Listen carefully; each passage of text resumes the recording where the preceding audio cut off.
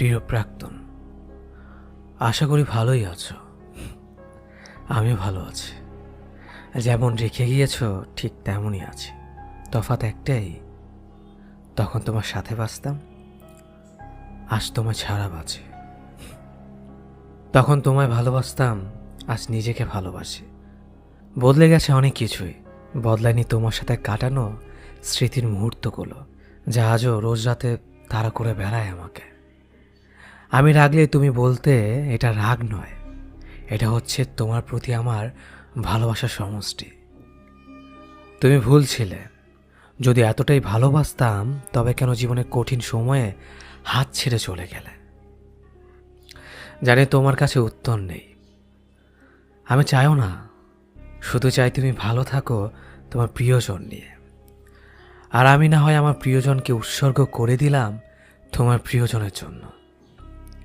একটাই কথা, তার সাথেও এমন কোনো গল্প শুরু করো না যা শেষ তুমি না করতে পারো। ভালো থেকো তুমি। এইটি তোমার প্রাক্তন। ছেড়ে তো গিয়েছই, তবে এখন এই ভুল ধারণায় বেঁচো না যেন যে তোমায় এখনো আমি বোকার মতো ভালোবাসি। ভীষণভাবে ঘৃণা জন্মে গিয়েছে কথাটার উপর। আর এই জন্যই তো তোমার থেকে রূপে গুণে চরিত্রে ব্যবহারে হাজার গুণে ভালো কাউকে সুযোগ থাকার পরেও গ্রহণ করতে পারি না। আর ইচ্ছে হয়নি, সব প্রস্তাবে সোজা উত্তর না দিয়েছি। ভেতরের ভালোবাসাটাকে একেবারে বিষিয়ে দিয়েছ তুমি। ট্রু লাভ শুনলেই হাসি পায় এখন। কখনো ভেবো না মিস করি তোমায়। তোমার জন্য যাদের অবহেলা করেছি তাদের ভিড়েই আজ আমি হারিয়েছি। বন্ধুদের সাথে দিব্যি ভালো আছে, মুখ খোলার আগে বোঝা যায় তারা সবকিছু।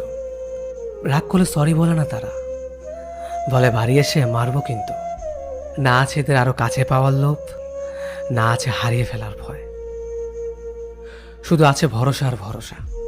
এখন বুঝি আবেগে বন্ধুদের আড্ডা ছেড়ে ভুল জায়গায় সময় দিয়েছিলাম। কতটা বোকা ছিলাম। ভেবো না তোমায় আমি ভুলে গিয়েছি। সহজে বলার পাত্র আমি না। তোমার দেওয়া প্রতিটা অবহেলা, ব্যথা, যন্ত্রণা, মিথ্যে খুব যত্ন করে মনে রেখেছি। কাউকে শোনানোর জন্য না হলেও প্রতারক চেনার কাজে লাগতে পারে ভবিষ্যতে। শিক্ষাটা না হয় আজীবনের জন্য তোলা রইল আমার কাছে। ভেবো না আবার তোমায় আমি ক্ষমা করে দিয়েছি। এতটা মহান এখনো হয়ে উঠতে পারিনি আমি। আমি চাই তোমাকেও কেউ ঠকাক, খুব বাজেভাবে ঠকাক, সব কিছু কেড়ে নিয়ে নিঃস্ব করে দিক তোমাকে। বুঝবে যন্ত্রণা কতটা তীব্র হয়। আর আমি বিশ্বাস করি তোমার জন্য তোমার চেয়েও বড় ঠক অপেক্ষা করছে।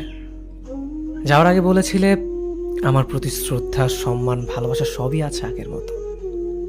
আল্লাহ চাইলে আবার এক হব। আমার উত্তরটা হয়তো মনে থাকবে তোমার। এখন বর্তমানে কষ্ট দিয়ে ভবিষ্যতের স্বপ্ন দেখাচ্ছ। তোমার শ্রদ্ধা, সম্মান, ভালোবাসা সব কবর নিয়ে যেও। আমি চাই না আমাদের আর দেখা হোক কখনো। আমিও তো দেখি আমার মতো কে রাখে আর কে ভালোবাসে। আর এখন এটা চিন্তাও করো না যে আমি ভালো নেই। আমি আমাকে নিয়ে খুব ভালো আছি। এখন কারো জন্য আর নিচু হতে হয় না, কারো মন রাখতে হয় না, কিছু মনে করলো কিনা ভাবতে হয় না। এক কথায় বেশ আছে। একা থাকতে শিখে গেছি। এখন সবসময় মুখে একটা মৃদু হাসি থাকে। আমাদের জীবন কারো জন্য থেমে থাকে না। জীবন তার নিজ গতিতেই চলে। কেউ একজন আপনাকে ছেড়ে চলে গেছে, তাকে যেতে দিন। কেউ একজন আপনাকে অবহেলা করছে, তাকে অবহেলা করতে দিন। যে মানুষটি আপনার নয়, আপনি তাকে জোর করে রাখতে পারবেন না। আপনি হাজার চেষ্টা করেও তাকে ধরে রাখতে পারবেন না। আমাদের জীবনে কিছু মানুষের আগমন ঘটে অতিথি পাখির মতো। এই মানুষগুলোকে চাইলেও আপনি আপনার জীবনে ধরে রাখতে পারবেন না, কারণ তারা সাময়িক সময়ের জন্য আমাদের জীবনে আসে। যখন তাদের জীবনে খারাপ সময় আসে তখন তারা অতিথি পাখির মতো আশ্রয় খুঁজে অন্যের জীবনে, নিজেকে ভালো রাখার জন্য। আর আমাদের মতো কিছু মানুষ বোকার মতো তাদেরকে আমাদের জীবনে ঠাঁই দেয়।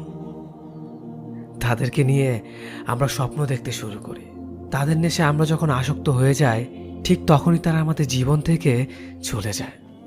এই মানুষগুলোর জন্যই অযথা আমাদের জীবনের মূল্যবান সময়গুলো নষ্ট করে, যা নিছক বোকামি ছাড়া আর কিছুই না। আমাদের নিজেদের ভালো থাকার চেষ্টা করতে হবে, অন্য কেউ আমাদের ভালো রাখতে পারবে না। স্বার্থ ছাড়া কেউ কাউকে প্রিয়জন বানায় না এই শহরে। অন্যের ওপর কখনো ভরসা করবেন না, অন্যের কাছে কখনোই প্রত্যাশাও করবেন না। প্রত্যাশা আমাদের জীবনে দুঃখের অন্যতম কারণ। একদিন তাকে জিজ্ঞেস করেছিলাম আমার পরিবার সদস্যর সাথে কেমন ব্যবহার করবে। উত্তরে যখন সে বলল, আমি যখন আপনার স্ত্রী হয়ে আপনার বাসায় যাব, তখন আপনার পরিবার মানেই তো আমার পরিবার, তাই না? সুতরাং আমার পরিবার নিয়ে আপনাকে ভাবতে হবে না। এই উত্তরে আমি রীতিমতো অবাক। এত সুন্দর করে উত্তর আমার মনে হয় না আর কোনো মেয়ে দিতে পারবে। সেদিন মনে হয়েছিল আমি অমূল্য রতন পেয়ে গেছি। একদিন সে আমাকে কপি করতে থাকলো। আমি যেটাই বলি সেও সেটাই বলতে লাগলো, মানে যাই বলে সেও সেটাই কপি করতে লাগলো। তারপর আমি বললাম, এই তোকে থাপ্পড় দিব। সেও কিন্তু আমাকে এটাই বলে ফেললো। বলার সাথে সাথে সরি সরি বলল, কারণ সে আমাকে কখনোই তুই তাকারি করে না বা ছোট করে অসম্মান করে কথা বলতো না। ওই দিন আমি ভেবে নিয়েছিলাম আমি আমার মনের মতো একটা মেয়ে পেয়ে গেছি। একদিন আমার জ্বর ও ঠান্ডা লেগে যায়, তখন ওর সাথে কথা বলার সময় কাশি দিয়েছিলাম। তখন সে একটা কথা বলেছিল, আহারে ইস, এই কথাটা যখন বলেছে আমার চোখ দিয়ে সাথে সাথে পানি বের হয়ে গেছে। তার ওই কথাটা যখন বলছিল, কেমন জানে একটা অন্যরকম ফিল কাজ করছিল কথাটা নিয়ে আমার মধ্যে। ওই দিন ভেবেছিলাম আমার কিছু হলে আর কেউ পৃথিবীতে কষ্ট পাক আর না পাক, সে ঠিকই কষ্ট পাবে। আমাকে সাহায্য করতে না পারলেও আফসোস করবে আমাকে সাহায্য করতে না পারার কারণে। লাস্ট যেদিন ও আমার সাথে কথা বলছিল, ওই দিন কোনো একটা বিষয় নিয়ে আমার মধ্যে সন্দেহ হয়েছিল যে আমাদের রিলেশনটা থাকবে কিনা বা সে আমাকে তার ভবিষ্যৎ হিসেবে চায় কিনা। ওই দিন যখন আমাদের মধ্যে কথা হচ্ছিল, সেদিন আমি একটু রাগ বা অভিমান যেটাই বলে, এজন্য জোরে একটা ধমক দিয়ে কথা বলছিলাম। সেদিন কলটা কেটে তারপর ও আমাকে একটা মেসেজ করে, বলেছিল, আপনি এভাবে কথা বলবেন না, আমার ভয় লাগে। অনেক রাগের মধ্যে থেকেও ছোট্ট একটা হাসি দিলাম। এরপর আবার কল করলো এবং আমি স্বাভাবিকভাবে কথা বলছিলাম, কিন্তু তার কাছে মনে হচ্ছিল এই বুঝে সাউন্ড বের হয়ে যাবে, এজন্য বলছিল আর একটু ভালোভাবে কথা বলতে। এই দিন ওর জন্য এতটা ভালোবাসার মায়া কাজ করছিল যেটা বলে প্রকাশ করার মতো নয়। কিন্তু এত কিছুর পরেও রিলেশনটা রইল না, শুধুমাত্র তার কিছু ব্যবহারের কারণে। সে মাঝে মধ্যে এমন কিছু ব্যবহার করত যে আমার মনে হতো সে রিলেশনটা রাখতে চাচ্ছে না। হয়তো আমার ধারণাটা ভুল ছিল, আবার হয়তো আমি ঠিক ছিলাম, নয়তো এতদিনে ঠিকই যোগাযোগ করার চেষ্টা করতো।